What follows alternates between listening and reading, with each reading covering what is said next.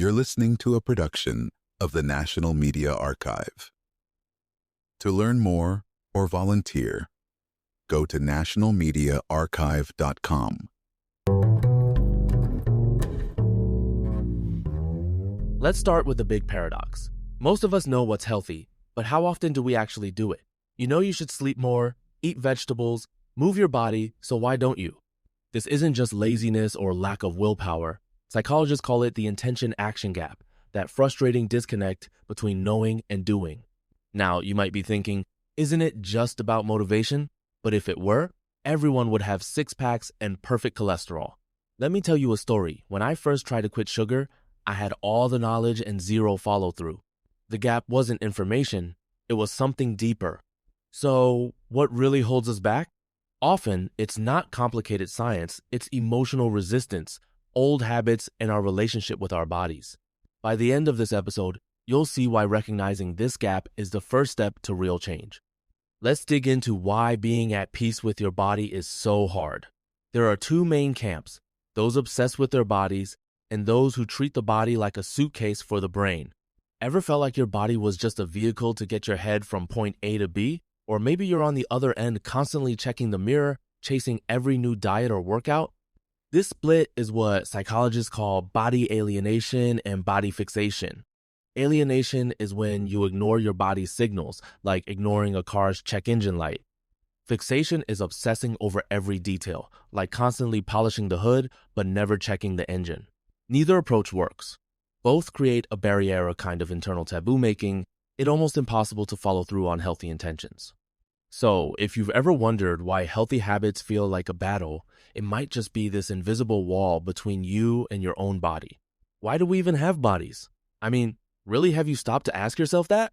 If our bodies were just machines, health would be a checklist. Calories in, calories out. But that's not the whole story. Think about it. Your body lets you experience life, taste, touch, movement, even pain and joy. Let me pose a hypothetical. If you could live as a brain in a jar, would you want to? Most people say no because being alive means experiencing the world through your body. Philosophers call this embodiment the idea that our bodies are the gateway to a full human experience. Without them, there's no dance, no hugs, no sunrise runs. So the first step to health isn't just habits appreciating your body as your ultimate tool for living and growing. So what is a good body? Is it just about looking fit, or is there more to it? Medical science talks about homeostasis, the body's ability to maintain balance. But let's simplify. A good body is one that lets you do what you want, when you want. It's functional, adaptable, resilient. Now you might ask, but isn't health about six-packs and low body fat? Not necessarily. Olympic shot putters and marathoners have vastly different builds, but both are at peak health for their sport. That's bio-individuality, the idea that optimal health looks different for everyone. A good body serves your needs. It's your vehicle for growth, challenge, and joy. So, here's your mission. Define your own version of a good body based on what you want to experience, not someone else's Instagram feed. Let's zoom out. If the purpose of life is growth, then our bodies are the classroom and the playground. Think about the caterpillar turning into a butterfly. That's not just a pretty metaphor. Biologists call it metamorphosis, a radical transformation for survival and beauty. Now, imagine if you approached your health like that. Instead of fixating on flaws, you'd see every challenge, every ache, every cravinga as part of your evolution. I love asking, what if your body isn't the obstacle, but the teacher? What if growth means learning from discomfort, not running from it?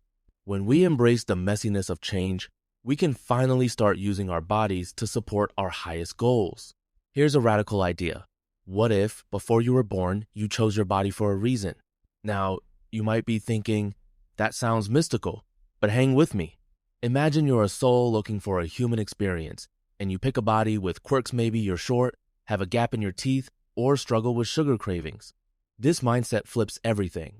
Suddenly, your body's challenges aren't punishments, they're lessons. Self-esteem, self-compassion, self-discipline, each one gets its own custom-designed obstacle course. Anthropologists call this the narrative identity, the story you tell about your life. When you believe your body is part of your growth story, setbacks become opportunities. So next time you're frustrated with your body, ask, What am I here to learn? Maybe your body is the best teacher you'll ever have. Let me tell you a story. When I was a kid, I was bullied on day. A bigger kid slammed me and called me worthless. I was furious, but powerless. That day, I made a vow. I built a strong body. I poured my rage into workouts, obsessed over muscles, chased validation, and yes, I got fit, but guess what? The insecurity was still there. This is what psychologists call extrinsic motivation, doing things to impress others. But it's never enough. You can have the most impressive body and still feel empty inside. The real breakthrough was self-acceptance. Not the kind you get from likes or compliments, but the kind that comes from knowing you're showing up for yourself no matter what. So, if you're chasing the perfect body, ask yourself, are you building strength or just armor? True peace comes from the inside out. Let's get practical. If you want to be at peace with your body, what really needs to change? Is it weight, muscle, body fat? Sometimes, yes. But more often, it's about attitude and oxygen, literally and metaphorically. Oxygen fuels every cell, but it's also a stand-in for energy and presence. Now, you might say, but what about ego? That's a big one. Ego can trap us in comparison and shame. Neuroscientists call it the default mode network, the brain region that keeps us stuck in self-criticism. What if, instead of chasing a number on the scale, you focused on how you feel, how you move, how you show up? That's the shift from aesthetics to function. The takeaway? Lasting change starts with mindset, not measurements. And that's a revolution anyone can start today. Let's bust a myth. Fitness is not about looking good in a bikini or flexing veins in the mirror.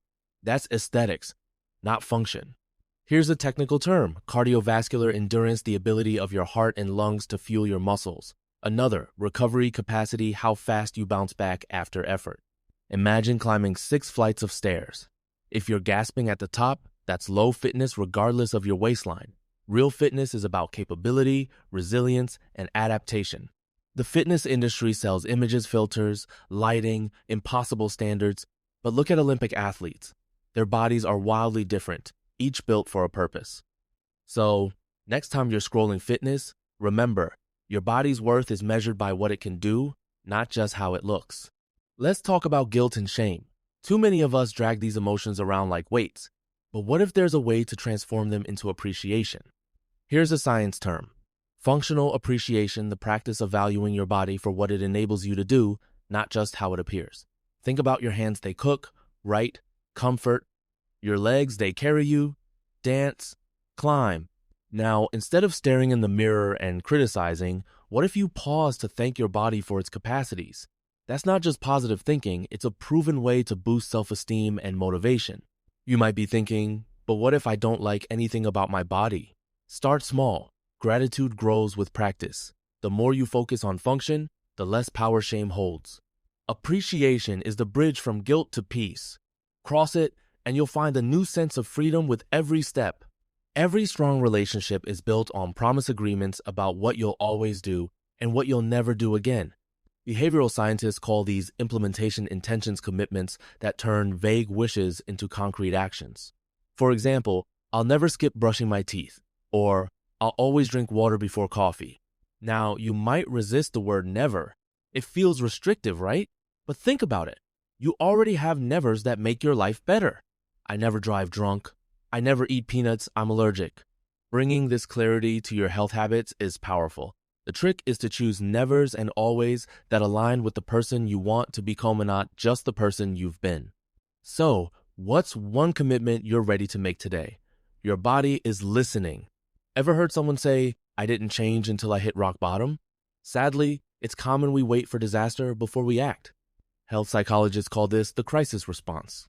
Real change often comes after a heart attack, a diagnosis, or a wake-up call. But why wait until things break? I've met people whose lives turn around after loss or illness. But what if you could choose transformation before the emergency? That's proactive health using foresight instead of hindsight. Ask yourself, are you waiting for pain to force your hand? Or can you let purpose pull you forward? The best time to start is now before the crisis, while you still have the chance to choose. Here's my closing thought. Your body is not your enemy, not your projecteds, your partner on the journey of life. Biologists use the term symbiosis, mutually beneficial relationship. That's what you and your body have, whether you realize it or not. So, speak kindly to your body. Thank it for what it does. Train it not just to look good, but to show up for the people and moments that matter. Let's make a promise, right now, to treat our bodies with the respect, patience, and gratitude they deserve, not just for ourselves, but for everyone who depends on us. Because at the end of the day, the last goodbye we'll ever say is to our own body. Let's make that goodbye one of pride, peace, and love.